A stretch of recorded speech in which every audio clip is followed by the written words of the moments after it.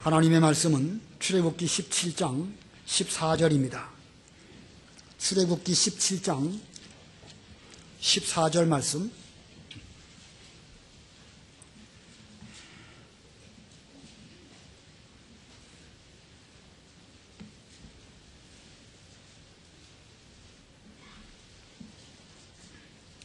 (17장 14절) 봉독합니다. 여호와께서 모세에게 말씀하시기를 이 일을 책에 기록하여 기념하게 하고 여호수아의 귀에 들려주어라. 내가 아말렉에 대한 기억을 하늘 아래에서 완전히 없애버리겠다라고 하셨다. 모세가 제단을 쌓고 그 이름을 여호와 니시라 부르며 말하기를 여호와께서 손을 들어 맹세하시기를 대대로 아말렉과 싸우시겠다고 하셨다라고 하였다. 거기까지 봉독합니다.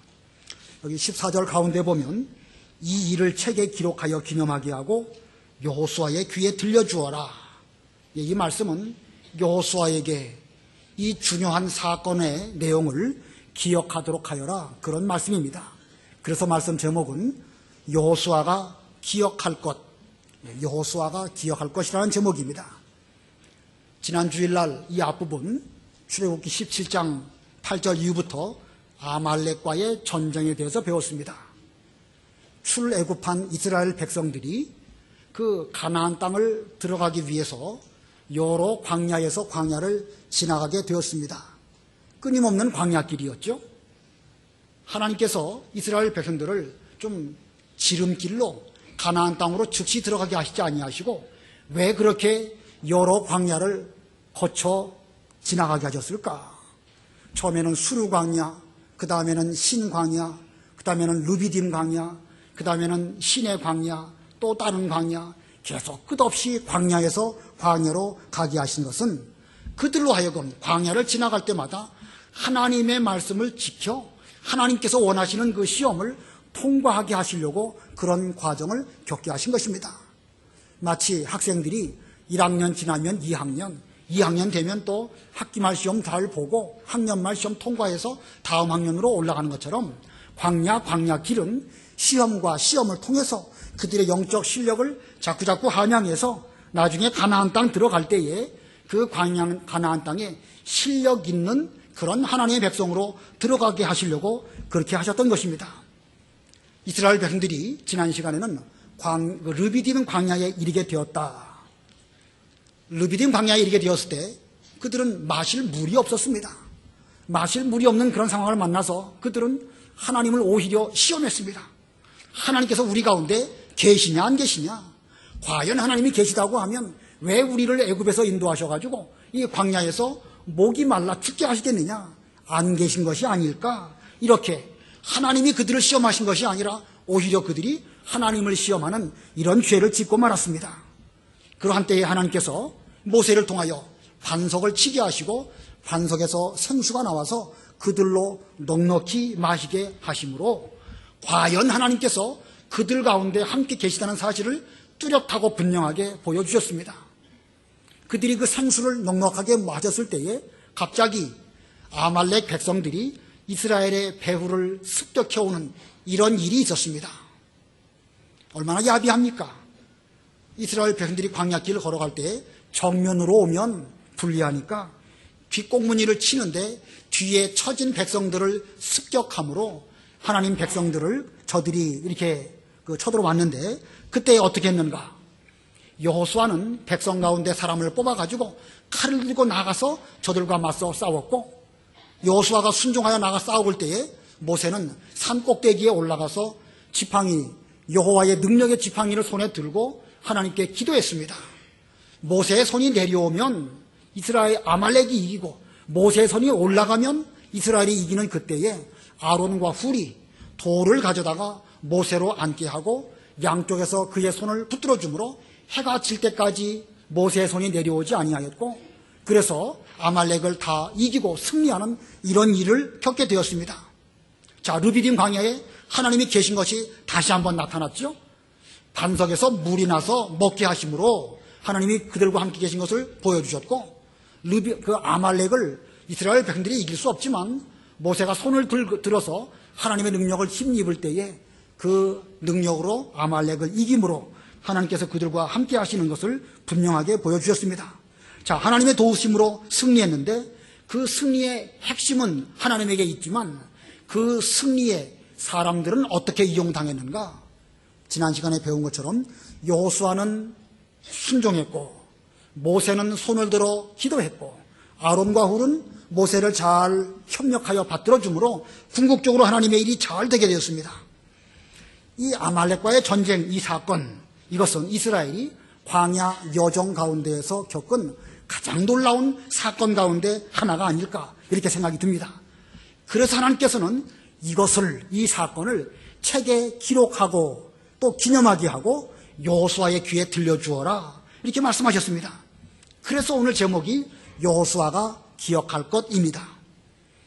하나님께서는 왜 이 전쟁에 대해서 책에 기록하고 여호수아로 잘 들려주어서 대대로 기억하도록 하셨을까? 사실 이 전쟁은 이스라엘 백성 입장에서는 결코 이기기 어려운 그런 전쟁입니다.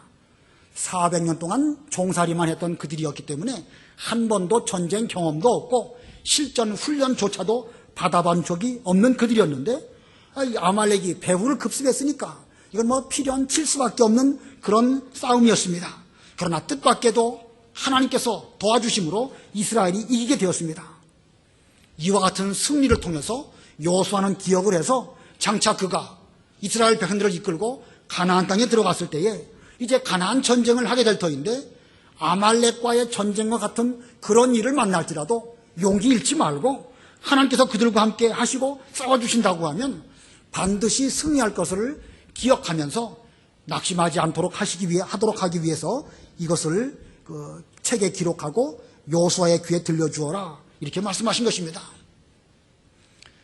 이 르비딤에서의 전쟁 사건 이후에 한 40년쯤 지나서 모세는 죽어 천당에 가게 되고 이 여호수아는 모세의 후계자가 될 것입니다. 그러나 아직 여호수아라고 하는 인물이 이스라엘 백성들 가운데 뚜렷하게 부각되지 아니한 이런 때이고 또 모세도 여전히 건강해서 이스라엘 백성들을 잘 인도할 수 있는 이런 힘 있는 사람입니다. 자, 그런데 앞으로 여호수아가 모세의 후계자가 될 것이라 라고 하는 거에 대해서는 무슨 하나님의 말씀이 있는 것도 아니고 백성들은 지금 알지 못하는 그런 가운데 있습니다. 모세도 모르고 여호수아 본인도 내가 이스라엘의 지도자가 돼야 되겠다 이런 생각을 하고 있는 거 아닙니다. 그러나 하나님께서는 하나님의 구원 역사를 이루어가시기 위해서 일찍부터 여호수아를 잘 준비시키시고 그로 하여금 40년 이후에 모세의 대를 이어 이스라엘의 지도자가 되도록 하시려는 이런 계획을 지금 하나님이 이루신 것입니다. 모세가 출애굽 1세대라고 한다면 여호수아는 그 다음 세대 2세대입니다. 이 하나님께서는 1세대인 모세에게 명령하셔서 그 2세대인 여호수아에게 이 아말렉 전쟁의 승리의 비결을 잘 기억해서 앞으로 그가 하나님의 일을 할 때에 그 이전 세대인 모세가 승리함으로 하나님의 일을 잘 감당한 것처럼 그 다음 세대인 여호수아도 승리케 하시려고 이렇게 모세를 통해서 너는 이것을 여호수아로 하여금 기억하도록 하여라 이렇게 말씀하신 것입니다. 하나님께서 모세에게 주신 수없이 많은 사명들이 많이 있지만 그 가운데 중요한 것은 자신이 떠나간 이후에도 하나님의 진리운동은 변함없이 중단되지 아니하고 계속 잘 되도록 하기 위한 그 노력, 그 준비를 하는 것, 이것이 모세의 사명입니다. 자, 그래서 모세는요 이 사명을 끝까지 잘 감당합니다. 그는 나이 많이 들었을 때에 신명기를 기록하여 하나님의 말씀으로 백성들에게 일깨워 주었고 설교를 통해서 말씀을 일깨워 준 것으로도 부족한 것을 깨달아서 신명기 마지막에 가면 하나님의 말씀을 노래로 지어서 부르게 하므로 그들로 모세가 떠나간 뒤에도 하나님의 말씀이 귀에 쟁쟁하도록 그렇게 잘 사명 감당을 하였습니다. 그거 한번 읽어보고 넘어가겠습니다. 신명기 31장 24절로 27절 읽어보세요. 신명기 31장 24절로 27절. 신명기 31장 24절. 모세가 이 율법의 말씀들을 책의 끝까지 기록하기를 마쳤을 때 여호와의 언약궤는 레위 사람들에게 명령하여 말씀하였다.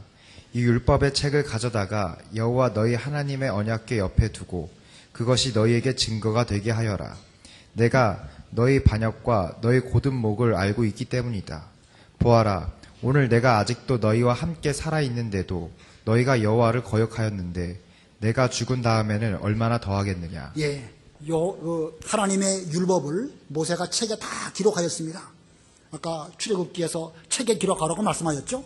책에 잘 기록하고 그 율법책을 대대로 잘 보존하도록 하려고 하나님의 언약궤 곁에 두도록 그렇게 말하고 모세가 또 말합니다. 내가 지금까지 너희와 함께 있음에도 불구하고 너희들이 내 말을 순종하지 않고 하나님을 거역했다고 하면 내가 죽은 이후에는 얼마나 너희들이 더 하나님을 거역하겠느냐. 모세는 떠나가는 그 즈음에 걱정이 되었던 것입니다. 그래서 그는 이스라엘 백성들에게 하나님의 말씀을 노래로 또 지어서 부르도록 했습니다. 신명기 31장 29절로 30절 읽어보세요. 신명기 31장 29절. 참으로 내가 알거니와 내가 죽은 후에 너희가 완전히 부패하여 내가 너희에게 명령한 길에서 떠나 여호와의 눈앞에서 악을 행하고 너희 손으로 하는 일로 그분을 노엽게 하여 훗날에 재앙을 만나게 될 것이다. 모세가 이스라엘 온 회중의 귀에 이 노래의 말씀들을 끝까지 들려주었다. 예, 말씀만 남길 뿐만 아니라 그 말씀을 노래로 불러서 노래로 부르면 나이 많이 먹어서도 기억이 잘 되는 것처럼 모세는 그와 같이 그 여호수아나 그 다음 세대에게 하나님 말씀을 전해주려고 얼마나 노력을 끝까지 잘했는지 알 수가 있습니다. 자, 이와 같은 모세는 이 여호수아로 하여금 기억하게 하도록 하기 위해서 말씀을 전해주고 또 노래를 지어서 부르도록 했고, 여호수아나 그 다음 세대는 그 말씀을 잘 듣고 깨달아서 그대로 준행하였던 것입니다. 현재 우리 교회에도 한 세대가 있고 또 그 다음 세대가 있고 또 그 다음 세대가 또 있어서 함께 우리가 예배를 드리며 하나님의 진리 운동을 하고 있습니다. 마치 세대와 세대의 관계는 쇠사슬의 모습과 같지 않을까 생각이 듭니다. 쇠사슬이 있고 또 있어가지고 이렇게 쭉 연결되어가지고 그 고리가 길게 연결이 되죠. 자, 이렇게 우리 모두는 그 이전 세대에 대해서는 여호수아와 같은 입장입니다. 이전 세대가 우리에게 어떤 진리의 말씀을 일깨워 주었는가, 그걸 잘 여호수아처럼 듣고 배워야 됩니다. 뿐만 아니라 우리들은 우리의 다음 세대에 대해서는 모세와 같은 위치에 있습니다. 우리가 이전 세대로부터 잘 배운 하나님의 말씀을 우리가 또 잘 보존하다가 그것을 우리 다음 세대에게 잘 물려줘야 되는 것입니다. 그래가지고 이것을 신앙의 계대를 잘 잇게 하는 이 일이 이 역사 가운데 있어서 우리의 중요한 사명이고 이것이 우리의 중요한 책무입니다. 만약에 어느 대에서 이것이 끊어진다고 하면 쇠사슬은 끊어진 것과 같이 되어버릴 것이고 하나님의 구원 역사에는 상당히 많은 문제를 초래하는, 물론 그렇다고 해서 하나님의 진리운동이 우리 때문에 멈추지는 않습니다. 우리는 그 일에 협력하지 못했기 때문에 큰 책임을 우리도 받을 수밖에 없습니다. 자, 오늘 말씀의 제목이 여호수아가 기억할 것이지만 우리 모두는 여호수아와 같은 입장으로 우리 이전 세대로부터 받은 말씀을 잘 기억해야 될 것이고, 또한 모세와 같은 심정으로 우리 다음 세대인 여호수아들에게 이 말씀을 잘 전해주는 이런 우리들이 되어져야 우리가 시대적인 사명을 잘 감당하게 되는 것입니다. 오늘 본문에서 여호수아가 기억할 것이 무엇인가 세 가지를 말씀드리는데, 이 말씀을 우리는 잘 배우기도 하고 그대로 잘 전해줄 수 있는 그런 우리가 되어야 되겠습니다. 자, 여호수아가 기억할 것 세 가지 가운데 첫 번째, 하나님을 대적하면 반드시 망한다. 하나님을 대적하면 반드시 망한다. 본문 돌아와서 14절 읽어보세요. 14절. 여호와께서 모세에게 말씀하시기를 이 일을 책에 기록하여 기념하게 하고 여호수아의 귀에 들려주어라. 내가 아말렉에 대한 기억을 하늘 아래에서 완전히 없애버리겠다라고 하셨다. 예, 내가 그랬죠. 내가는 하나님입니다. 하나님께서 아말렉에 대한 기억을 하늘 아래에서 완전히 없애버리겠다.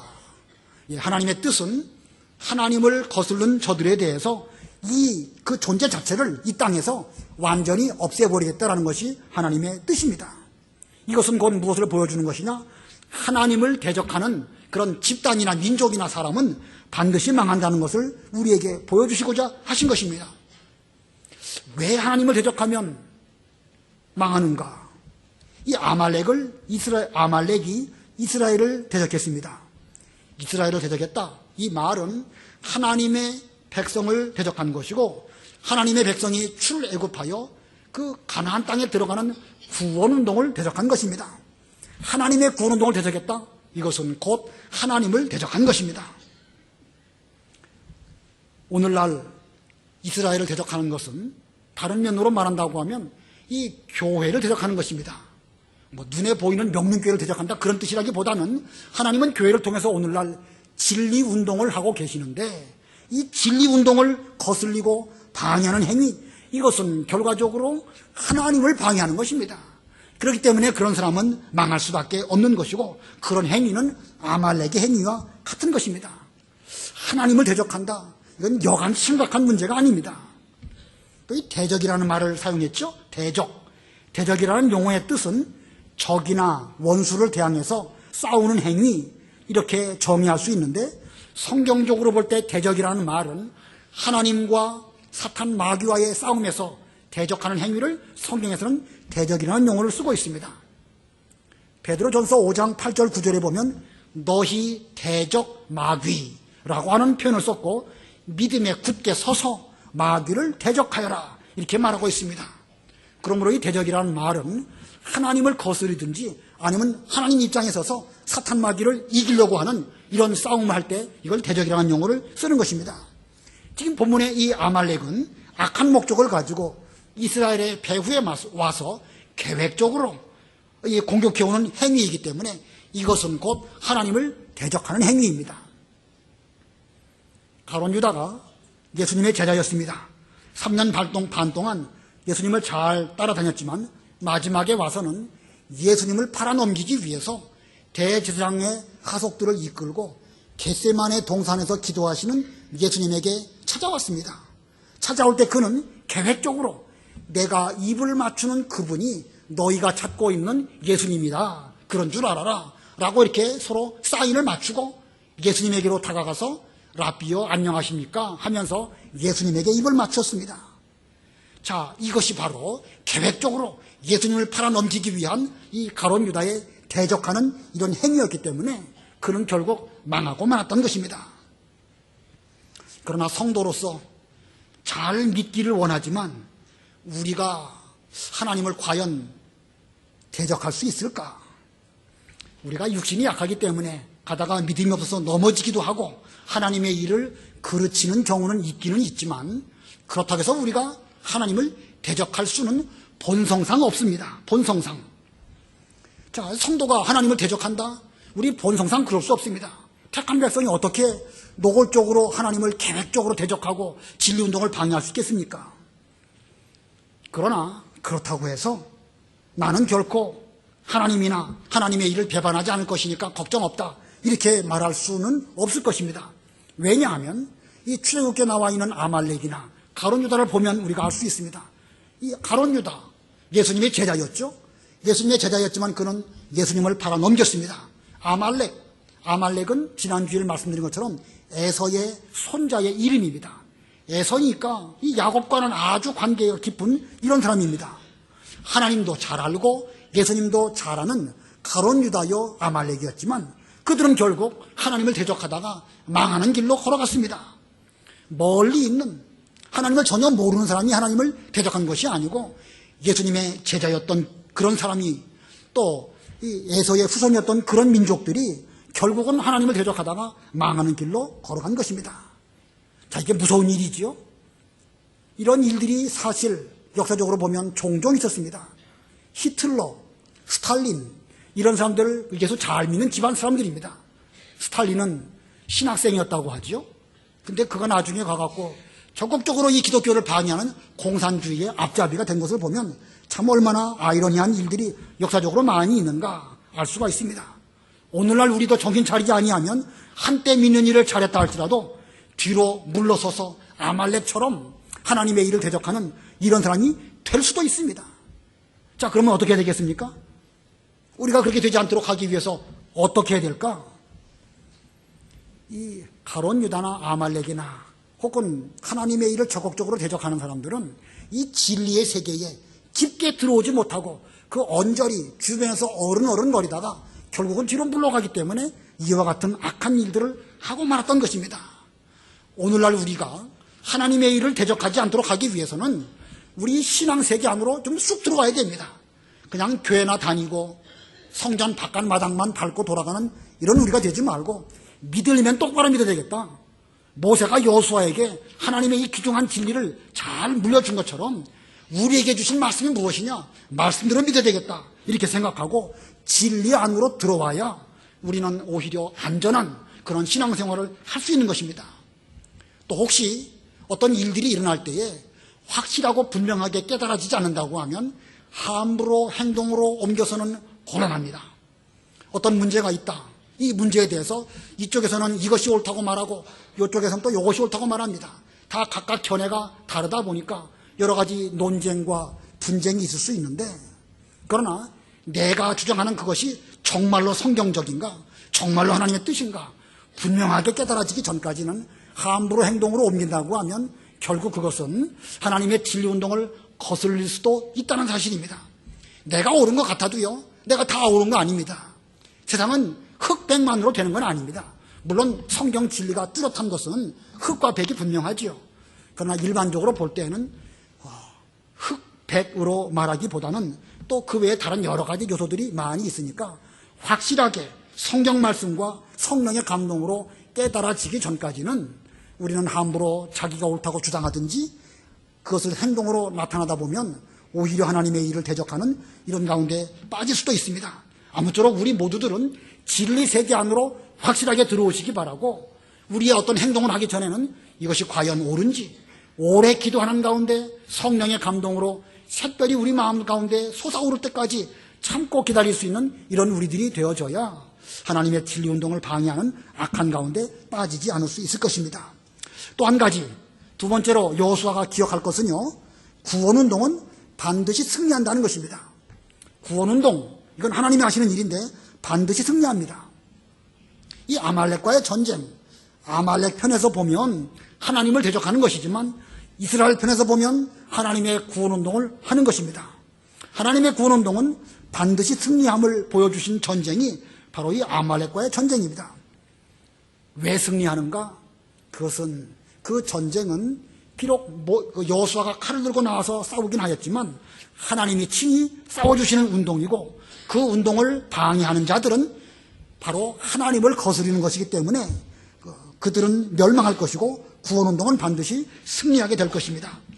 본문 15절 읽어보세요. 15절. 모세가 제단을 쌓고 그 이름을 여호와 니시라 부르며. 예, 이 아말렉과의 전쟁 승리를 하나님께 감사하려고 모세가 제단을 쌓았다. 여기 이 제단은 제사를 드리기 위한 단인지 아니면 승리를 기념하기 위한 기념비를 의미하는 것인지 분명하지 않습니다. 그러나 그 제단의 이름은 여호와 니시라고 하는 이름의 제단이었습니다. 니시라는 말은 히브리 말로 깃발, 그런 뜻입니다. 여호와의 깃발이라는 뜻으로 그 제단의 이름을 붙였습니다. 왜 그 제단을 여호와의 깃발이라고 이름을 붙였을까? 한번 생각해 보시기 바랍니다. 그 9절에 보면 모세가 산 꼭대기에 올라가서 하나님의 지팡이를 들었다. 하나님의 지팡이를 들었다. 모세가 그 지팡이를 들을 때 어떻게 들었을까? 지팡이가 있으면 두 손으로 이렇게 들었을까요? 아니면 이렇게 들어가지고 이렇게 수직으로 지팡이가 되도록 하였을까? 어떻게 생각하십니까? 쉽게 들기 위해서는 이렇게 수평으로 들었을 것 같은데, 이 깃발이라고 하는 이 말씀이 나온 걸 보면 이렇게 수직으로 들어가지고 지팡이 끝에다가 혹시 어떤 깃발을 달아가지고 멀리서 전쟁하는 그 여호수아가 그 깃발을 보면서, 아, 우리 지도자 모세가 하나님께 대해서 기도하는 가운데 계시구나. 그 능력을 힘있는 모세를 우리도 의지해서 그 명령에 순종해서 아말렉과 더불어 싸워야 되겠다. 이렇게 하지 않았을까 생각이 들고, 그랬기 때문에 그 제단 이름을 여호와의 깃발이라는 뜻으로 여호와 니시라고 한 것은 아닐까, 이렇게 생각이 듭니다. 자, 이 모세는 이 지팡이를 들고 하나님께 기도하면서 또 자기가 하나님과 교통하고 있음을 여호수아로 하여금 보게 하였고, 여호수아는 그 깃발을 보면서, 아, 우리 지도자 모세가 하나님과 교통하면서 우리에게 하나님의 능력을 힘실어 주고 있구나. 우리도 그 능력을 힘입어서 아말렉과 싸워야 되겠다. 이런 마음가짐으로 전쟁을 했습니다. 그렇기 때문에 결국은 그 전쟁은 승리로 끝이 난 것입니다. 자, 전쟁은 끝이 나고 더 이상 모세는 그 지팡이를 들 필요가 없게 되었습니다. 그러나 하나님의 진리운동은 반드시 승리한다. 기도로 승리한다. 라고 하는 중요한 신앙 원리를 그 르비딤 광야에서 배웠기 때문에 그 중요한 진리를 대대로 전하도록 하기 위해서 이 모세는 그곳에 단을 쌓고 그 단의 이름을 여호와 니시, 여호와의 승리의 깃발이라고 이름을 불렀던 것입니다. 오늘날 먼저 믿은 부모님들 세대, 우리는 여호와 이 깃발 이것을 높이 드려야 되는 것이고, 또 우리의 후대들은 이 깃발을 보면서 우리도 저렇게 하나님의 능력을 힘입어서 앞으로 아말렉과의 전쟁에서 싸워 이기게 되겠다, 이렇게 우리는 깨닫고 그것을 오랜 세월 뒤에도 반드시 뚜렷하게 보여줄 수 있도록 그 승리의 깃발, 여호와 니시의 그 깃발을 세워놓는 이런 일들을 해야 되는 것입니다. 지난 주간까지 대신방을 다 끝을 냈는데, 신방하면서 여러 가정들을 이렇게 가서 대화를 나누는 가운데 가정마다 이 조상 제사 문제가 얼마나 힘들고 어려웠는가라는 것을 새삼스럽게 깨닫게 되었습니다. 저는 옛날에는 저만 힘든 줄 알았어요. 저만 힘든 줄 알았는데 신방하면서 보니까 모든 집집마다 다 하나님을 똑바로 섬기기 위해서 이 조상 제사 문제를 어떻게 하는 것이 올바를까 많이 고민하면서 기도하면서 마침내 그분들이 승리하고 오늘날 신앙생활을 편안하게 할 수 있는 것을 보면서, 우리 교회 모든 분들은 이 면에 있어서는 이 신앙의 승리자들이구나 라고 깨달았습니다. 자, 이제는 우리의 이 승리한 것, 우리가 이렇게 믿음으로 성경대로 믿는 것이 하나님을 기쁘시게 드리는 것이고, 이것이 승리인 것을 우리 후대들에게 또 물려줘야 되게 되는데 이게 쉽지가 않습니다. 조상 제사를 끊고 하나님만 똑바로 섬기는 이 일을 우리 다음 세대에게 물려주는 이 일, 여간 어려운 게 아닙니다. 기도원에서 어떤 목사님하고 대화를 나누는 가운데 어떤 말을 들었냐면, 그 목사님 교회 성도들이 한 50명쯤 되는데 작년 2015년 연초에 한 50명쯤 되었는데 연말쯤 되어서 성도들이 많이 전도가 되어서 한 70명 정도 이렇게 모이게 되었답니다. 50명에서 70명이 되었다. 20명이 늘어나는 것이고, 퍼센트로 말하면 40%가 늘어나는 것이죠. 상당히 많은 부흥을 이룬 것입니다. 상당히 기쁘고 좋았는데 어느 즈음에 어떤 성도가 그 목사님에게 와가지고 집에서 추도 예배를 드려야 되겠는데 어떻게 추도 예배를 드려야 될지 좀 잘 가르쳐 주십시오, 이렇게 말을 하더라는 것입니다.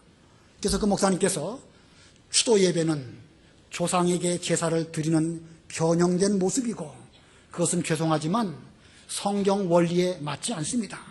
하나님은 그것은 기뻐하시지 않습니다. 성경대로 믿기 위해서는 우리는 추도 예배도 하지 않고 그것이 우리의 그 신앙 노선입니다 라고 잘 말해 주었고, 또 성경 공부를 통해 가지고도 그 말씀을 잘 일깨워 주었답니다. 자, 잘했죠? 잘했는데 그 사건으로 인해 가지고 한 20명쯤 늘어났던 그 교인들이 다 빠져나갔다는 거예요. 그래서 50명이 채 안 되고 아주 그 어려운 가운데 있다고 하면서 막심스러워서 그렇게 저한테 말을 하셨습니다. 자, 그분의 목회가 성공한 것입니까? 실패한 것입니까? 숫자적으로 볼 때는 실패한 것입니다. 그러나 신앙 진리를 똑바로 세워나가는 그 면에서는 이건 성공한 것입니다. 세계적으로 우리 대한민국이 이 예수 잘 믿는 성도들이 많아진 이유가 어디에 있을까? 여러 가지 원인을 찾아볼 수 있지만 일제 마렵 즈음에 신사참배 문제가 우리 기독교에게 있어서 얼마나 큰 시험이었는지 잘 아시죠? 올바로 믿어보려고는 많은 성도들이나 목사님들이 감옥에 가시기도 하고 거기서 죽기도 하고 여러 가지 어려운 일들을 많이 겪었습니다. 그러다가 이제 일제 치하가 끝남으로 인해서 더 이상 그 시험은 끝이 나게 되었고, 그리고 일제 때에 믿음을 똑바로 지킨 그분들이 나와서 성경대로 믿는 것이야말로 하나님을 기쁘시게 드리는 것이고 이것이 올바른 신앙이다, 아주 그 목소리를 높여서 말씀을 전하게 되었고, 그것으로 말미암아 해방 이후에 우리나라의 기독교가 상당히 많이 부흥하게 된 것입니다. 우리나라에 있어서 여호와 니시, 여호와의 깃발을 높이 들었던 그 결과로 이와 같은 은혜가 우리나라에 이 복음이 많이 증거되어지고 우리도 그러한 가운데서 복음을 듣고 예수를 믿고 신앙생활을 하고 있습니다. 오늘날 우리가 아까 말씀드린 추도 예배 문제라든지 조상제사 문제 참 이거 어렵습니다. 저 이 말을 여러분에게 말씀드리면서 혹시 제 말씀 듣고 여러분 가운데 이 교회는 추도 예배를 허락하지 않은 교회이니까 가야 되겠다. 혹시 이런 분 생길까봐 은근히 걱정이 됩니다. 걱정이 되지만 우리가 중요한 게 무엇이냐? 성경대로 믿는 게 중요한 거예요. 모세가 여호수아에게 무엇을 기억하도록 하게 하는 것이냐? 성경대로 믿도록 하기 위해서 지금 이 기록을 한 것이고 노래로 불러서 일깨워준 거 아니겠습니까? 여호와 니시, 여호와의 깃발을 세우는 이유는 무엇인가? 성경대로 믿고 하나님 의지할 때에 하나님이 복 주셔서 아말렉 시험도 이기게 해주신다라고 하는 사실을 우리에게 일깨워주기 위해서 우리가 이 말씀을 지금 배우고 있는 것입니다. 여러분, 우리 교회에서 이렇게 믿는 거 힘드시고 어려운 거 저도 잘 알고 저도 그런 과정을 겪어서 여기까지 왔습니다. 힘들어도요, 이렇게 믿는 것이 하나님을 기쁘시게 드리는 것인 줄을 믿고 이 교회에서 신앙생활 잘 하시면서 당장 끊어버리기가 할 수만 있으면 당장 끊어버려야 되겠지만 아무쪼록 쉬운 일은 아닐지라도 이 믿음의 길을 잘 걸어가시다 보면 반드시 여러분들도 여호와 니시, 여호와의 깃발을 높이 들고 내가 이렇게 하나님 앞에서 승리했습니다. 이 승리의 깃발을 여러분도 감사하면서 후대들에게 또 전해줄 수 있는 이런 믿음의 길을 걸어갈 것입니다. 아무쪼록 이와 같은 믿음의 길을 잘 걸어가서 우리는 이 깃발을 높이 들고 이 믿음의 길을 잘 걸어가야 되겠습니다. 반드시 승리할 것입니다. 성경 한 군데를 읽어보고 또 넘어가겠습니다. 시편 20편 4절 5절 읽어보세요. 시편 20편 4절. 여호와께서 내 마음의 소원대로 허락하셔서 너의 모든 계획을 이루시길 원한다. 우리가 너희 승리에 환호하며 우리 하나님의 이름으로 우리가 깃발을 세울 것이니 여호와께서 내 모든 간구를 이루시기를 원한다. 예, 우리가 너의 승리에 환호하며 우리 하나님의 이름으로 우리가 깃발을 세울 것이니 여호와 니시의 깃발을 지금 세우는데 승리의 깃발, 말씀대로 걸어간 승리의 깃발, 기도함으로 얻어진 승리의 깃발, 이것을 높이 세울 것이다. 그 뒤에 시편 20편 6절로 8절 우리 다 같이 합독하겠습니다. 6절로 8절. 자, 화면 보시고 시작.